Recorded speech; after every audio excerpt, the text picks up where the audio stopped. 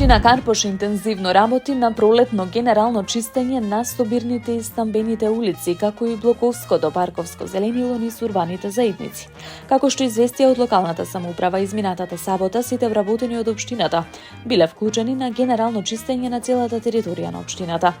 Во текот на вчерашниот ден, секторот за екологија изврши темелно расчистување на тревниците од сува трева, искршени гранки, пластики, камења и друг отпаден материјал, како и чистење на собирните и стамбените улици од насобраниот смет покрај рабниците на тротоарите.